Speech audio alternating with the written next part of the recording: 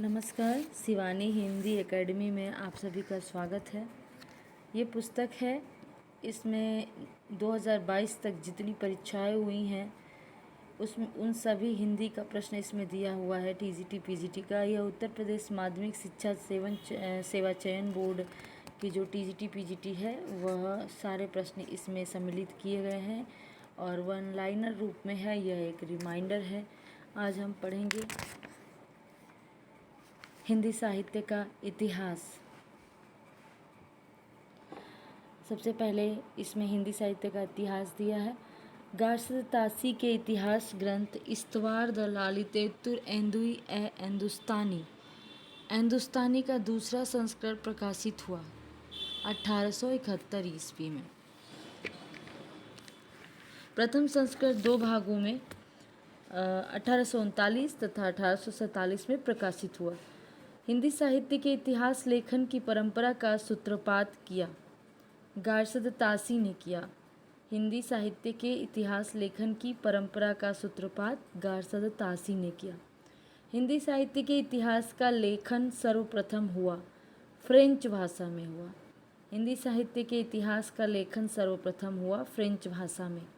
कालक्रमानुसार लिखा गया हिंदी साहित्य का प्रथम इतिहास ग्रंथ है the modern vernacular literature of Hindustan, जो कि जॉर्ज अब्राहम ग्रियर्सन का है। यह कालक्रमानुसार लिखा गया हिंदी साहित्य का प्रथम इतिहास ग्रंथ है। हिंदी साहित्य के इतिहास को व्यवस्थित रूप देने का श्रेय है आचार्य रामचंद्र शुक्ल को। हिंदी साहित्य के इतिहास को व्यवस्थित रूप देने का श्रेय है। आचार्य रामचंद्र शुक्ल के इतिहास ग्रंथ में कालों के नामकरण का आधार पूर्व परंपरा, प्रमुख ग्रंथ तथा युग प्रवृत्ति में से है। तो ये युग प्रवृत्ति में से है। आचार्य रामचंद्र शुक्ल के इतिहास ग्रंथ में कालों के नामकरण का आधार युग प्रवृत्ति में है। आचार्य रामचंद्र शुक्ल का हिंदी साहित्य का इतिहास मूलतः हिंदी शब्दसागर की भूमिका के रूप में लिखा गया था। आचार्य रामचंद्र शुक्ल ने हिंदी शब्दसागर की भूमिका के रूप में अपना साहित्य इतिहास ग्रंथ हिंदी साहित्य का इतिहास लिखा था। हिंदी साहित्य का विकास शीर्षक से लिखा था उसमें भूमिका में। आचार्य रामचंद्र शुक्ल द्वारा रचित हिंदी साहित्य का इतिहास प्रकाशित हुआ 1829 ईस्वी में प्रकाशित हुआ। इतिहास लेखन की सबसे विकसित पद्धति है विधेयवादी पद्धति। शिव सिंह सरोज, शिव सिंह सेंगर द्वारा रचित रचना है। 1883 ईस्वी में रचना हुई थी शिव सिंह सरोज का, जो कि शिव सिंह सेंगर द्वारा रचित है। आंग्ल भाषा में लिखा गया हिंदी साहित्य का इतिहास ए स्केच ऑफ हिंदी लिटरेचर के लेखक हैं एडविन ग्रिफ्थ्स। जॉर्ज ग्रियर्सन कृत the modern vernacular literature of Hindustan का हिंदी अनुवाद किया। डॉक्टर किशोरीलाल गुप्त ने जॉर्ज ग्रियर्सन कृत the modern vernacular literature of Hindustan का अनुवाद किया। डॉक्टर किशोरीलाल गुप्त ने the modern vernacular literature of Hindustan का अनुवाद किया हिंदी साहित्य का प्रथम इतिहास शीर्षक से। तो डॉक्टर किशोरीलाल गुप्त ने जो the modern vernacular literature of Hindustan है, जॉर्ज ग्रियर्सन का ऐतिहासिक पुस्तक, उसका अनुवाद किया और हिंदी में, और उसका शीर्षक था हिंदी साहित्य का प्रथम इतिहास। ये था। सर्वप्रथम हिंदी साहित्य का काल विभाजन किया जॉर्ज ग्रियर्सन ने। सर्वप्रथम हिंदी साहित्य का काल विभाजन किसने किया? जॉर्ज ग्रियर्सन ने। काल विभाजन में कवियों के नाम का सर्वाधिक प्रयोग किया है मिश्र बंधुओं ने। मिश्र बंधु विनोद नामक हिंदी साहित्य का इतिहास के लेखक हैं गणेश बिहारी मिश्र, श्याम बिहारी मिश्र, सुखदेव बिहारी मिश्र। मिश्र बंधु विनोद का प्रकाशन हुआ प्रथम 3 भाग में। पहले 3 भाग में हुआ 1913 ईस्वी में तथा चतुर्थ भाग का प्रकाशन 1934 ईस्वी में। तो जो मिश्र बंधु विनोद है ऐतिहासिक ग्रंथ, उसका प्रथम 3 भाग में पहले प्रकाशन हुआ जो कि 1913 ईस्वी में, और जो चतुर्थ भाग था उसका 1934 ईस्वी में हुआ। मिश्र बंधुओं ने परिवर्तन काल की सीमा निर्धारित किया है विक्रमी संवत 1890 से विक्रमी संवत 1925 तक। मिश्र बंधुओं के साहित्य इतिहास ग्रंथ हिंदी नवरत्न में शामिल कवि हैं तुलसी सूरदेव, ये हैं। इन्हें बेहतरई भी कहा जाता है। बिहारी भूषण केशव, इन्हें मध्यत्रयी कहा जाता है। मतिराम चंद बरदाई हरिश्चंद्र, इन्हें लघुत्रयी कहा जाता है।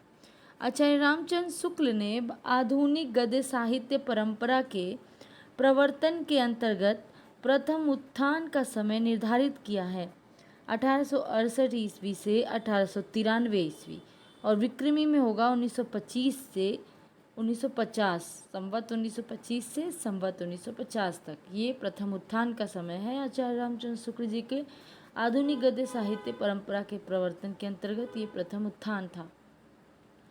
आचार्य रामचंद्र शुक्ल ने आधुनिक गद्य साहित्य परंपरा का प्रवर्तन के अंतर्गत द्वितीय उत्थान का समय तय किया है 1893 ईस्वी से 1918 ईस्वी, और विक्रमी संवत में होगा 1950 से 1975 तक। आचार्य रामचंद्र शुक्ल ने हिंदी साहित्य का आरंभ माना है विक्रमी संवत 1050 से। आचार्य रामचंद्र शुक्ल ने हिंदी साहित्य का आरंभ माना है विक्रमी संवत 1050 से। विक्रमी संवत 1050 1375 की कालावधि में लिखे गए हिंदी साहित्य का वीर गाथा काल के रूप में नामकरण किया। किसने? आचार्य रामचंद्र शुक्ल ने। आचार्य रामचंद्र शुक्ल के अनुसार हिंदी साहित्य के आदिकाल की समय सीमा विक्रमी संवत 1050 से विक्रमी संवत 1375 तक है। हिंदी साहित्य की भूमिका के लेखक हैं आचार्य हजारी प्रसाद द्विवेदी। हिंदी शब्द सागर का प्रकाशन हुआ, हिंदी शब्द सागर का प्रकाशन हुआ काशी नागरी प्रचारी सभा द्वारा। काशी नागरी प्रचारी सभा की स्थापना हुई 1893 ईस्वी में। काशी नागरी प्रचारी सभा के संस्थापक थे श्याम सुंदर दास, पंडित राम नारायण मिश्र तथा ठाकुर शिव कुमार सिंह। काशी नागरी प्रचारी सभा के संस्थापक कौन थे? श्याम सुंदर दास, पंडित राम नारायण मिश्र तथा ठाकुर शिव कुमार सिंह। हिंदी साहित्य का वृहद इतिहास ग्रंथ का प्रकाशन किया काशी नागरी प्रचारी सभा ने। फोर्ट विलियम कॉलेज की स्थापना हुई 10 जुलाई 1800 ईस्वी में। आचार्य रामचंद्र शुक्ल ने खड़ी बोली गद्य का प्रारंभ मुगल बादशाह अकबर के दरबारी कवि गंग द्वारा लिखित चंद छंद वर्णन की महिमा से माना है। अब है महत्वपूर्ण साहित्य ऐतिहासिक ग्रंथ तथा उनके लेखक। साहित्य का इतिहास दर्शन नलिन विलोचन शर्मा, भाषा काव्य संग्रह महेश दत्त शुक्ल, हिंदी भाषा और साहित्य श्याम सुंदर दास, हिंदी भाषा और साहित्य का विकास Ayodhya Singh Upadhyay Hariaudh, modern Hindi literature doctor Indranath Madan, Hindi साहित्य का आलोचनात्मक इतिहास डॉक्टर राम कुमार वर्मा, हिंदी साहित्य की भूमिका आचार्य हजारी प्रसाद द्विवेदी, हिंदी भाषा और उसके साहित्य का विकास अयोध्या सिंह उपाध्याय, खड़ी बोली हिंदी साहित्य का इतिहास ब्रजरत्न दास।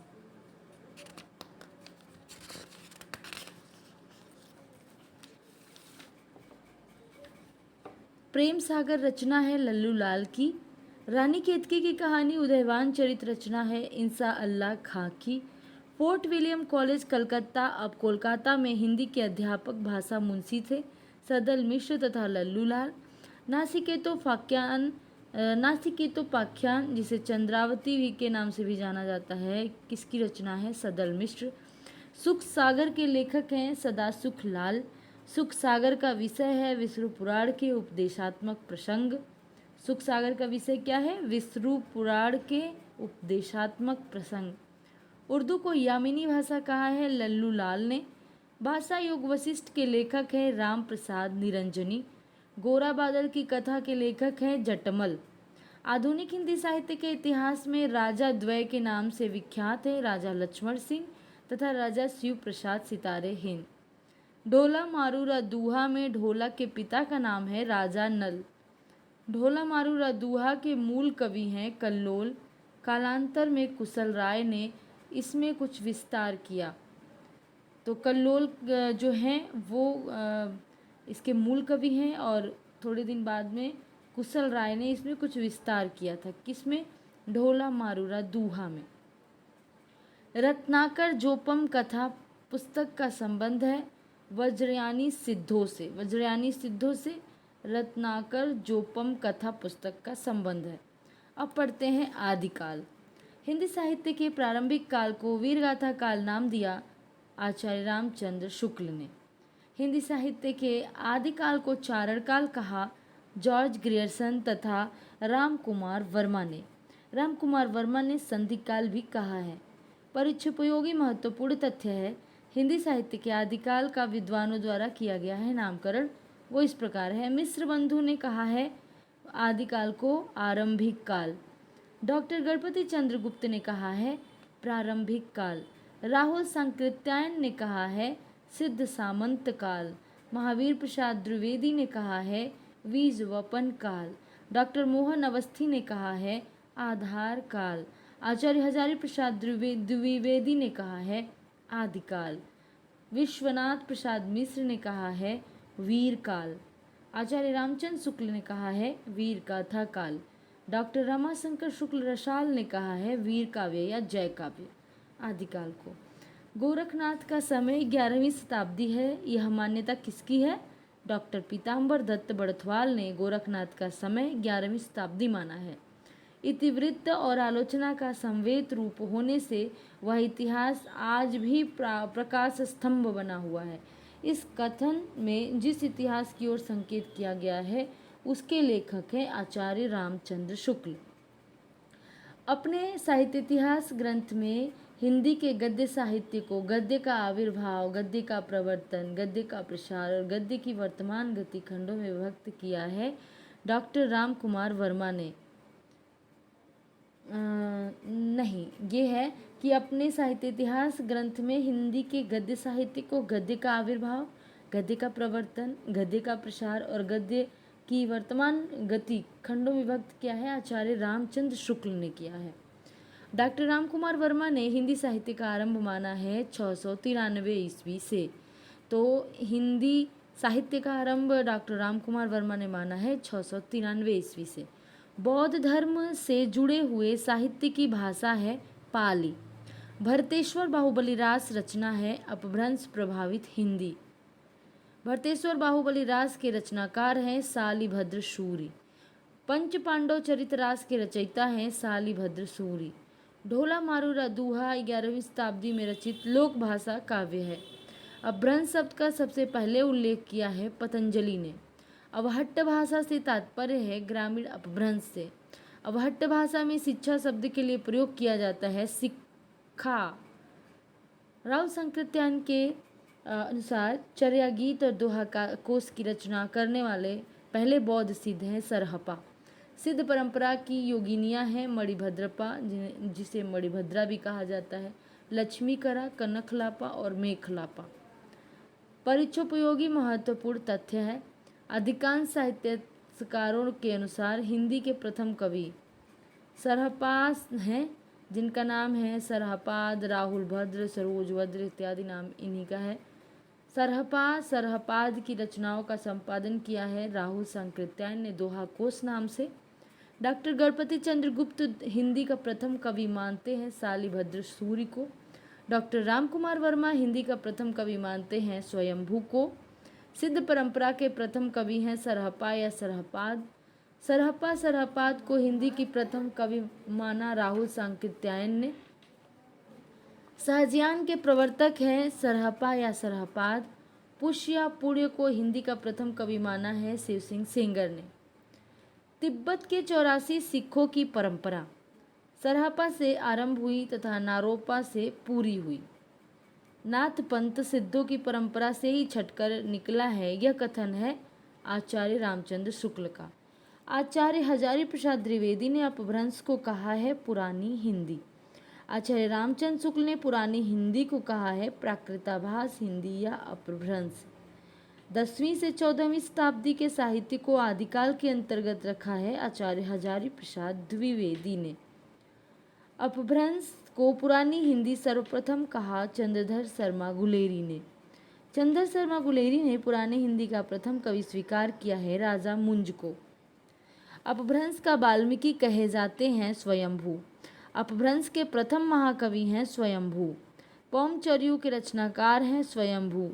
अग्नि परीक्षा के बाद सीता जैन धर्म में दीक्षित हो जाती हैं, लिखा गया है पौमचर्यू में। भविष्यत कहा भविष्यत कथा धनपाल द्वारा रचित माना जाता है। लौकिक चरित काव्य है यह। अपभ्रंश का भवभूति माना जाता है पुष्यदंत या पुष्पदंत को। पुष्यदंत पुष्पदंत की रचनाएं हैं महापुराण, जयकुमार, रयकुमार, चर्यू, यशोधर चर्यू, जसहर चर्यू। परिचयोपयोगी महत्वपूर्ण तथ्य है, खड़ी बोली में सबसे पहले काव्य सृजन करने वाले कवि हैं अमीर खुसरो। अमीर खुसरो की रचनाएं हैं खालिक बारी, पहेलियाँ मुकरियाँ, गज़ल, दो सुखने हैं। आदिकाल के अंतिम चरण के सुप्रसिद्ध कवि हैं अमीर खुसरो। अमीर खुसरो की पहेलियों तथा मुकरियों का उद्देश्य है मनोरंजन के माध्यम से लोक व्यवहार की शिक्षा। जे हाल मिसकी मकुन तगाफुल दुराए नैना बनाए बतिया, इस पंक्ति के रचनाकार हैं अमीर खुसरो। खुसरो का लक्ष्य जनता का मनोरंजन था, पर कबीर धर्मोपदेशक थे। इस कथन को कहा है आचार्य रामचंद्र शुक्ल ने। राउलवेल या राउरवेली रोड़ा कविकृत शिलांकित कृति है, जिसे चंपूक काव्य भी कहा जाता है। कलचुरी राजवंश की 7 नायिकाओं के नक्सिक वर्णन से संबंधित ग्रंथ है राउलवेल या राउलवेली। कूलयमाला कथा के लेखक हैं उद्योतन सूरी। उक्ति व्यक्ति प्रकरण के लेखक हैं दामोदर शर्मा। उक्ति व्यक्ति प्रकरण है व्याकरण ग्रंथ। आदिकाल की भाषा है डिंगल पिंगल अपभ्रंश। चारण साहित्य कहते हैं रासो साहित्य को। सिद्धों तथा नाथों की संख्या है क्रमशः 84 तथा 9। आदिकाल में साहित्य लिखा जा रहा था, जनजीवन से हटकर राजाओं की वीरता का अतिरंजित वर्णन। रासो ग्रंथों की भाषा सामान्यतः है डिंगल पिंगल। उपदेश रसायन के रचनाकार हैं जिनदत्त सूरी। हिंदी साहित्य के 700 ईस्वी से 1300 ईस्वी के कालखंड को जॉर्ज गैरसन ने नाम दिया है चारण काल। बीसलदेव रासो नरपति नाल कृत में प्रयोग किया गया है गेय शैली का। विसलदेव रासो में विसलदेव की पत्नी है राजमती। विसलदेव रासो है प्रेम काव्य या श्रृंगार काव्य। वह रासो काव्य जिसका मूल वर्ण विषय वीर रस न होकर श्रृंगार रस है, विसलदेव रासो है। राजमती से रूठकर विसलदेव चले जाते हैं उड़ीसा या ओडिशा। जगनिक द्वारा रचित परमाल रासो को जाना जाता है आल्ह या आल्हाखंड के नाम से। वीरगाथा काल के प्रसिद्ध प्रबंध काव्य का नाम है पृथ्वीराज रासो। आचार्य रामचंद्र शुक्ल हिंदी का प्रथम कवि तथा महाकाव्य मानते हैं चंदबरदाई तथा उनकी रचना पृथ्वीराज रासो को। चंदबरदाई पृथ्वीराज चौहान के दरबारी कवि थे। पृथ्वीराज चौहान अनुरक्त थे संयोगिता के प्रति। पृथ्वीराज रासो ग्रंथ में इतिहास पृथ्वीराज चौहान के पिता का नाम है सोमेश्वर। आदिकालीन रचनाएं एवं रचनाकार हैं विसलदेव रासो नरपतिनाल, पृथ्वीराज रासो चंदबरदाई, परमाल रासो जगनिक, खुमार रासो दलपति विजय, वर्ण रत्नाकर ज्योतिरीश्वर ठाकुर। अपभ्रंश में दोहा काव्य की परंपरा का आरंभ किया जोइंदू या जोइंद ने। संदेश रासक आल्हाखंड तथा जय मयंक जस चंद्रिका वीर रचनाएं हैं, ये वीरगाथा काल की हैं। संदेश रातक आल्हाखंड तथा जय मयंक जस चंद्रिका रचनाएं हैं वीरगाथा काल की। विद्यापति तथा उनकी रचना पदावली है आदिकालीन कवि तथा आदिकालीन रचना। आदिकालीन साहित्य का प्रमुख रस है वीर रस। विद्यापति ने लगभग रचना की है 14 ग्रंथों की। विद्यापति के पदों की भाषा है मैथिली। दान वाक्यावली, भू परिक्रमा, पुरुष परीक्षा रचनाएं हैं विद्यापति की। विद्यापति की भाषा है मैथिली, अवहट्ट तथा संस्कृत। विद्यापति की रचना जो अभी तक संपादित होकर प्रकाशित नहीं हुई है कीर्ति पताका। विद्यापति को कृष्ण भक्तों की परंपरा में न समझना चाहिए, यह कथन है आचार्य रामचंद्र शुक्ल का। विद्यापति को मैथिल कोकिल कहा है पदावली में रचना के कारण। पदावली रचना के कारण विद्यापति को मैथिल कोकिल कहा गया है। काम भाव और शरीर का सौंदर्य उनके विद्यापति यहाँ उत्सव रूप में है, यह कथन है डॉक्टर रामस्वरूप चतुर्वेदी का। काम भाव और शरीर का सौंदर्य विद्यापति के यहाँ उत्सव रूप में है, यह कथन है डॉक्टर रामस्वरूप चतुर्वेदी का। देसिल बयना सबजन मिठा उक्ति है विद्यापति की। अभिनव जयदेव की उपाधि से विभूषित हैं विद्यापति। विद्यापति आश्रित कवि थे महाराज शिव सिंह और नरसिंह कीर्ति सिंह इत्यादि के। पंथी साधुओं में शामिल है जलंधरी पाव, भरथरी तथा चुड़कर नाथ इत्यादि। पंथी साधकों में शामिल हैं जलंधरी पाव, भरथरी तथा चुड़कर नाथ इत्यादि। नाथ पंथ के प्रणेता हैं आदिनाथ। नाथ पंथ के प्रवर्तक हैं मत्स्येंद्र नाथ तथा गोरखनाथ। नाथ संप्रदाय में हठयोग का अर्थ है ह का अर्थ सूर्य और ठ का अर्थ चंद्र, दोनों का योग है हठयोग। हठयोग का उपदेश दिया था गोरखनाथ ने। सिद्ध कवियों द्वारा प्रयुक्त भाषा को कहा जाता है संधा संध्या भाषा। हिंदवी शब्द का प्रथम प्रयोग किया इतिहासकार अबू सईद ने। पार्श्वनाथ चरित के लेखक हैं वादिराज। निर्भय भीम व्यायोग के लेखक है रामचंद्र सूरी। इस प्रकार से यहाँ पे आदिकाल से संबंधित इतना ही प्रश्न दिया था। अब अगले वीडियो में हम देखेंगे भक्ति काल से संबंधित प्रश्न। धन्यवाद।